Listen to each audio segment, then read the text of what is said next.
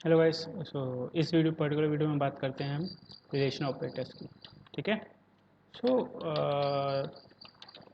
क्या होते हैं रिलेशन ऑपरेटर्स? कुछ लोग इसको लॉजिकल ऑपरेटर्स बोलते हैं और रिलेशन ऑपरेटर्स अलग अलग करते हैं। मैं दोनों को एक ही में बताना चाहता हूँ। मैं इन दोनों को एक ही में बताता हूँ क्योंकि बहुत ज़्यादा एक्चुअली रिलेशन ऑपरेटर्स थोड़े से लॉजिकल ऑपरेटर्स से अलग होते हैं और थोड़े से अलग होते हैं, बट पाइथन में ऐसा कोई लाइक बहुत ज़्यादा वास्ट वो नहीं है। सो दैट्स वाई मैं उसको एक ही में आपको बताता हूँ, सारे ऑपरेटर्स को इन्हीं ऑपरेटर्स में समाप्त कर देता हूँ। सो बेसिकली हम इस वीडियो में पर्टिकुलरली बात करने वाले हैं एंड की, और की, नॉट की, इन की और नॉट इन की, सॉरी नॉट इन की। सो इस पर्टिकुलर वीडियो में हम 5 ऑपरेटर्स की बात करेंगे। सो बेसिकली ये ऑपरेटर्स, जैसे आपका जो एंड आता है, नॉर आता है, नॉट आता है, ये सारे ऑपरेटर्स बेसिकली आपके लाइक लॉजिकल ऑपरेटर्स कह सकते हैं, या फिर कह सकते हैं इनको लॉजिकल ऑपरेटर्स। लॉजिकल और, लॉजिकल एंड, लॉजिकल नॉट बोलते हैं, और या फिर इनको हम रिलेशन ऑपरेटर्स भी कह सकते हैं। ठीक है। तो यहाँ पे बात करते हैं एंड की। तो बेसिकली ये ऑपरेटर्स, जितने भी ऑपरेटर्स मैंने आपको बताए, ये सारे ऑपरेटर्स आपके लाइक एंड और नॉट, ये कंडीशंस के बीच में लगते हैं। स्पेशली एंड और कंडीशंस के दो या दो से कंडीशंस के बीच में लगते हैं। इससे क्या होता है कि जब हम दो कंडीशन बीच में लगाते हैं, सपोज दैट हमारे पास कोई कंडीशन आती है जहाँ पे हमें दोनों कंडीशन मैंडेटरी हैं। सपोज हमें चेक करना है कि किसी के मार्क्स लाइक 40 से अबव हों पर 60 से कम हो। मैंडेटरी क्या है कि आप 40 से अबव चेक करोगे प्लस 60 से कम करोगे, तो दोनों कंडीशन आपकी सेटिस्फाइड होनी चाहिए, तभी आप उसमें इंटर करना चाहते हो। तो जहाँ पे आप दोनों सेटिस्फाई करना चाहते हो, वहाँ पे आप एंड यूज़ करते हो। जहाँ पे आप चाहते हो कि नहीं, एक कोई में से दोनों में से एक भी कंडीशन हमारी ट्रू हो जाए तो ट्रू हो जाए, वहाँ पे क्या होता है, और यूज़ करते हैं। नॉट जस्ट क्या करता है, आपका उल्टा कर देता है। सपोज दैट मैं चेक करना चाहता हूँ, मैंने कोई कंडीशन की 4 is greater then 3 and 5 is greater then 6। Basically ये क्या है, ये एंड ऑपरेटर हमने दो कंडीशन के बीच में लगा दिया। बेसिकली ये करेगा क्या, ओके ये बेसिकली क्या करेगा आपको कि ये आपका चेक करेगा 4 इज ग्रेटर देन 3। ठीक है। देखिए मैं इसको आपको ये भी बता रहा हूँ कि आपका चेक कैसे कंडीशन चलेगा, तो आपको ये भी मिल साथ साथ में पता चलेगा कि कैसे हमारा मूवमेंट भी होना है। ठीक है। सबसे पहले क्या करेगा, सबसे पहले आएगा, सबसे पहला कंडीशन चेक करेगा। ठीक है। ध्यान रखेंगे एंड के किसकी बात कर रहा हूँ। पहला कंडीशन चेक किया, 4 is greater then 3 which is true, which is true. तो ट्रू के केस में क्या करेगा, ट्रू के केस में आगे जंप करेगा यहाँ पे। ठीक है। और नेक्स्ट एंड के बाद की कंडीशन चेक करेगा। सपोज दैट यहाँ पे अगर फॉल्स होता तो क्या होता। अगर मैं आपको ब्रीफली बताऊँ, मैं आपको टेबल बना के दिखा देता हूँ, जस्ट नोटपैड में ओपन करके शॉर्ट सी, आपको थोड़ा सा ग्लिम्स मिल जाए। बेसिकली नॉट, सॉरी मैं एंड की बात कर रहा हूँ। एंड में क्या करता है आपका, सपोज दैट पहला ट्रू है, दूसरा ट्रू है, तो आपका आउटपुट भी ट्रू आएगा। ठीक है। अगर पहला ट्रू है, दूसरा फॉल्स है, तो आपका फॉल्स आएगा। अगर पहला फॉल्स है, दूसरा ट्रू है, तो भी आपका फॉल्स आएगा। एक तरह से ये ट्रुथ टेबल बोलते हैं इसको। ठीक है।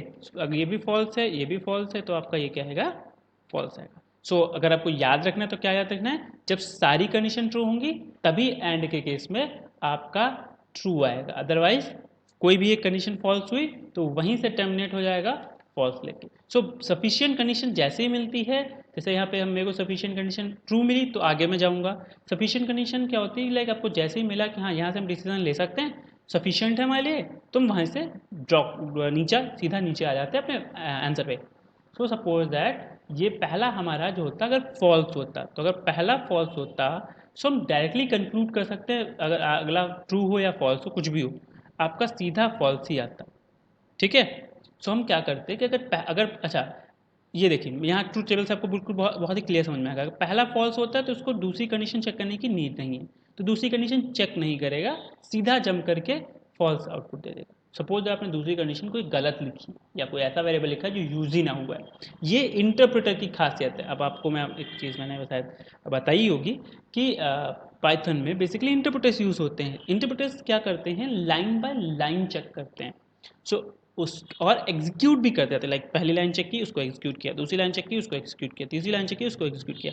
सो अगर वो किसी एक लाइक सेक्टर पे अगर नहीं पहुंच पाते हैं सो उसे छोड़ देते हैं। तो इसको मैं थोड़ा ब्रीफली बताता हूँ कंडीशन वाले पार्ट में बेसिकली, ठीक है। सो सेम चीज़ कुछ कुछ यहाँ पे है। अगर आपका पहला चेक किया और सफिशिएंट मिल गया कि हाँ भाई फॉल्स है, सो हमें पहले से अगर इन दोनों में से कोई भी कंडीशन आती है ये इन दोनों की, सो हम यहाँ से अगर पहला फॉल्स आता है तो गारंटीड है कि अगला पूरा आंसर हमारा फॉल्स आएगा ही आएगा, हमें नेक्स्ट चेक करने की ज़रूरत नहीं है।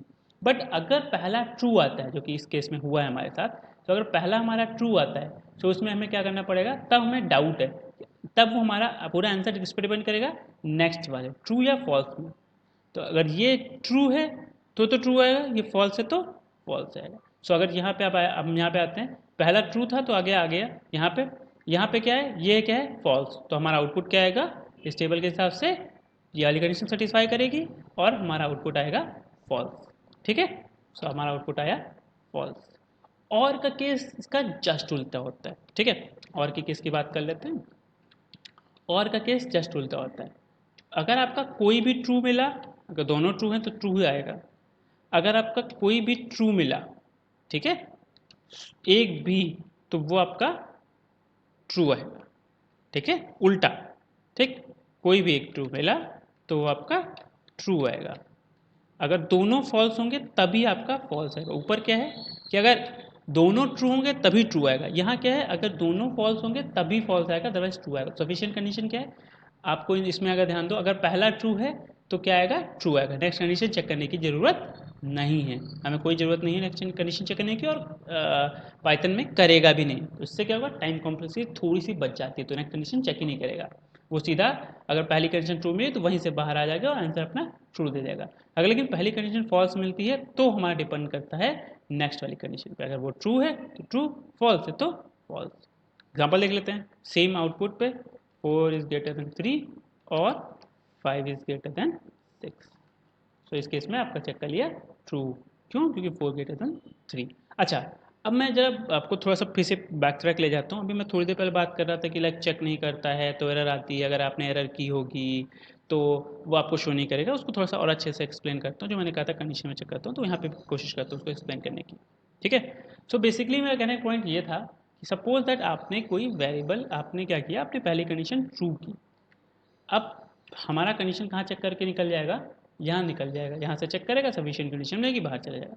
लास्ट में आपने कोई एरर कर दी तो भी आपका एरर कॉज नहीं किया, क्यों। आप सोचोगे यहाँ पे एरर कौन सी है, यहाँ पे हमने ना ए को डिफाइन किया है कि मेरा पूरा नया आइडियली खुला ओपन हुआ है, ना हमने ए डिफाइन किया है ना ही बी डिफाइन किया है, फिर भी मुझे कोई एरर नहीं मिली। ये चीज़, ये बेनिफिट है इंटरप्रेटर होने का, क्योंकि आपका पहला ही कंडीशन चेक किया, उसको ट्रू दिया, वो वहीं से बाहर चला गया।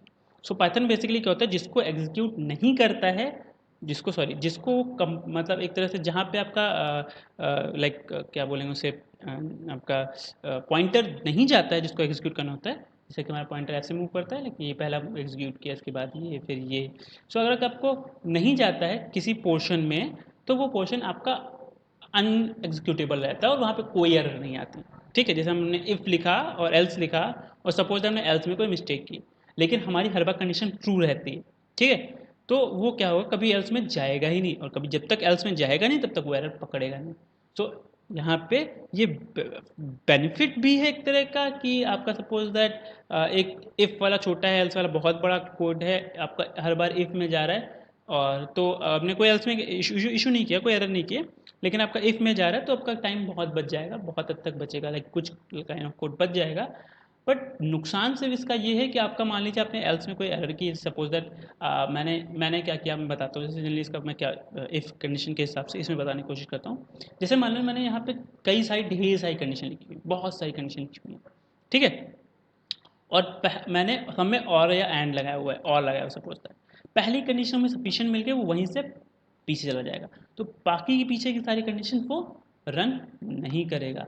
इससे बेनिफिट क्या है, इससे बेनिफिट ये है कि आपका पूरा रन नहीं करेगा तो आपका थोड़ा सा टाइम कॉम्प्लेक्सिटी बच जाएगी। नुकसान क्या है, मैंने जैसे यहाँ पे एरर की है, सीधा सीधा मैंने नेम एरर की है, बट वो हमें शो नहीं करेगा, यहाँ पे ए और बी डिफाइंड नहीं है, इसलिए एरर शो नहीं करेगा। तो ये बेनिफिट भी है और नुकसान भी है। इंटरप्रेटर कुछ ऐसे ही काम करता है, लाइन बाय लाइन रन करता है और पहले एग्जीक्यूट करता है, जहाँ पे जिस ब्लॉक में जाता है उसको रन करेगा, उसको एग्जीक्यूट करेगा लाइन बाय लाइन, और उसका आउटपुट भी साथ साथ में दे जाता है। जिसमें नहीं जाता उसको ना एग्जीक्यूट करता है, उसमें कोई एरर होगी तो वो भी नहीं चेक करेगा। तो ये कुछ कुछ डिफर होता है, ठीक है।